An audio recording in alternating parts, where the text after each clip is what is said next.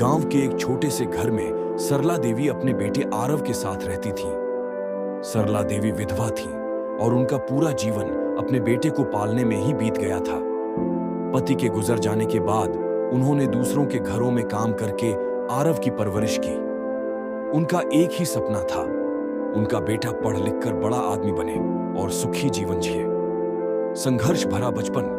आरव का बचपन संघर्षों से भरा था। कभी कभी उनके घर में खाने के लिए सिर्फ एक रोटी होती थी तो माँ खुद भूखी रहकर वह रोटी बेटे को खिला देती। ठंडी रातों में जब उनके पास सिर्फ एक कंबल होता तो माँ वही कंबल बेटे को ओढ़ाकर खुद ठंड सह लेती। आरव जब स्कूल जाता तो उसके दोस्त अच्छे कपड़े पहनते और अच्छे टिफिन लाते, लेकिन आरव के पास हमेशा सादा खाना और फटे पुराने कपड़े होते। फिर भी सरला देवी ने उसे समझाया था, बेटा, हालात चाहे जैसे भी हों, हमें ईमानदारी और मेहनत का दामन नहीं छोड़ना चाहिए। बेटे का शहर जाना आरव पढ़ाई में बहुत तेज था। मां की मेहनत रंग लाई और उसे शहर के एक बड़े कॉलेज में दाखिला मिल गया। यह खबर सुनकर मां की आंखों में आंसू थे, खुशी के भी और चिंता के भी। खुशी इस बात की कि उसका बेटा अपने सपनों को पूरा करने जा रहा था और चिंता इस बात की कि वह उससे दूर हो जाएगा। आरव मां को छोड़कर शहर चला गया। शुरू में वह रोज मां को फोन करता, लेकिन धीरे धीरे उसकी व्यस्तता बढ़ती गई और फोन कम होने लगे। मां हर रोज उसकी राह देखती, लेकिन फोन कभी कभार ही आता। बदलती दुनिया। कॉलेज खत्म होने के बाद आरव को एक बड़ी कंपनी में नौकरी मिल गई। अब वह एक ऊंचे पद पर था, उसका वेतन भी अच्छा था। धीरे धीरे उसने एक बड़ा घर और महंगी गाड़ी खरीद ली।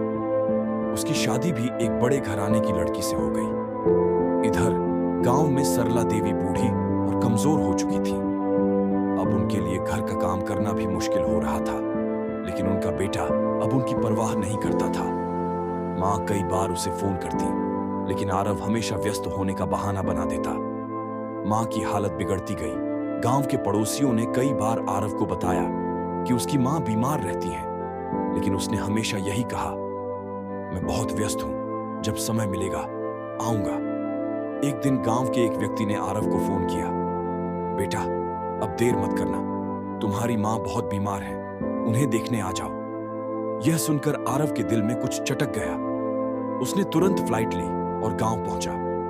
घर में दाखिल होते ही उसने देखा कि मां एक पुरानी चारपाई पर लेटी थी। उनका शरीर कमजोर हो चुका था, लेकिन जैसे ही उन्होंने बेटे को देखा, उनकी आंखों में चमक आ गई। आरव दौड़कर मां के पास गया, उनके पैरों में गिर पड़ा और रोते हुए बोला, मां, मुझे माफ कर दो, मैंने तुम्हें बहुत तकलीफ दी, मैं तुम्हारा कर्ज कभी नहीं चुका सकता। सरला देवी ने कांपते हुए हाथों से बेटे का सिर सहलाया और मुस्कुराकर बोली, बेटा, मां अपने बच्चों से कभी कोई कर्ज नहीं मांगती। बस इतना याद रखना, दुनिया चाहे कितनी भी बदल जाए, लेकिन मां का प्यार कभी नहीं बदलता। अंतिम सीख। आरव ने मां को अपने साथ शहर ले जाने का फैसला किया।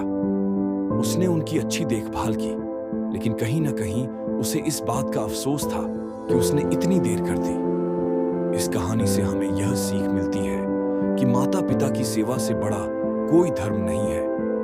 हमें कभी भी उन्हें अकेला महसूस नहीं होने देना चाहिए, क्योंकि उनका प्यार निस्वार्थ और अटूट होता है।